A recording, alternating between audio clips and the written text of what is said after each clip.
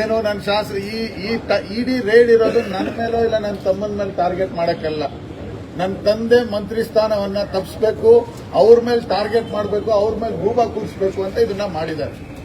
ಮಾಧ್ಯಮ ಮಿತ್ರರೇ, ನಾನೊಬ್ಬ ಒಳ್ಳೆ ಮಗನಂತೂ ಆಗಕ್ಕಾಗಿಲ್ಲ. ಎಲ್ಲಾ ರೀತಿಯಲ್ಲಿ ಯಾವಾಗಾದ್ರೂ ನನ್ನ ತಂದೆ ತಾಯಿಗೆ ಕೆಟ್ಟದೇ ಆಗಿರೋದು ನನ್ನಿಂದ. ನಾನು ಹೆಂಗೋ ಕಷ್ಟಪಟ್ಟು ಒಂದು ಯೂತ್ ಕಾಂಗ್ರೆಸ್ ಅಧ್ಯಕ್ಷನಾಗಿ ಒಂದು ಸ್ಥಾನಮಾನ ತಗೊಂಡು ಒಳ್ಳೆ ಕೆಲಸ ಮಾಡಿ ಅವ್ರಿಗೆ ಒಳ್ಳೆ ಹೆಸರು ತರೋಣ, ಒಳ್ಳೆ ಒಂದು ಮೊಮೆಂಟಮ್ ಆಗಬೇಕು, ನಾನು ಒಬ್ಬ ಒಳ್ಳೆ ಮಗ ಆಗಬೇಕು. ನನ್ನ ತಂದೆ ಹೆಂಗೆ ಅವ್ರು ತಾತಾಗಿದ್ದಾರೆ ಅದೇ ರೀತಿ ನಾನು ಒಳ್ಳೆ ಒಬ್ಬ ಮಗ ಆಗಬೇಕು ಅಂತ ಪ್ರಯತ್ನ ಪ್ರತಿ ಬಾರಿ ಪಡ್ತೀನಿ.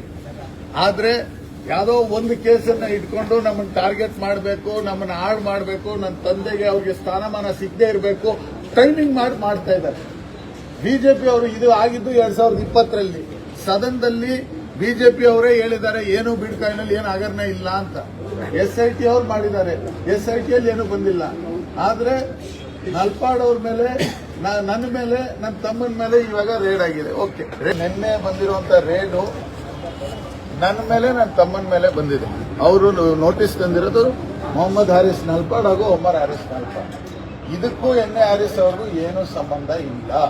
ಮೊದಲನೇದಾಗಿ ನಾವು ಅವ್ರ ಮಕ್ಕಳು ಅವ್ರ ಮನೆಯಲ್ಲಿ ಇದೀವಿ ಅನ್ನೋ ಕಾರಣಕ್ಕೆ ಈ ಮನೆಗೆ ಬಂದಿದ್ದಾರೆ ಹೊರತು ಈ ಕೇಸ್ಗೂ ಅವ್ರಿಗೂ ಯಾವುದೇ ಸಂಬಂಧ ಇಲ್ಲ.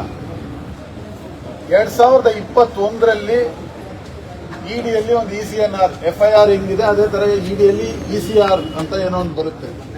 2021ರಲ್ಲಿ ECIR 2021ರಲ್ಲಿ ಫೈಲ್ ಆಗಿದೆ. 2026ರಲ್ಲಿ ಸರ್ಚ್ ಮಾಡಕ್ ಬರ್ತಾರೆ. ಎಷ್ಟು 5 ವರ್ಷ ಬಿಟ್ಟು ಸರ್ಚ್ ಮಾಡಕ್, 6 ವರ್ಷ ಬಿಟ್ಟು ಸರ್ಚ್ ಮಾಡಕ್ ಬಂದಿದ್ದಾರೆ. ಮೊದಲನೇದಾಗಿ ನನಗೆ ಅರ್ಥ ಆಗ್ತಾ ಇಲ್ಲ, ಯಾರಾದ್ರೂ ಕ್ರೈಮ್ ಮಾಡಿದ್ರೆ 6 ವರ್ಷ ಕಾಯ್ತಾರ ಪ್ರೂಫ್ ಇಟ್ಕೊಂಡು ಮನೇಲಿ ಸರ್ಚ್ ಮಾಡಕ್ಕೆ?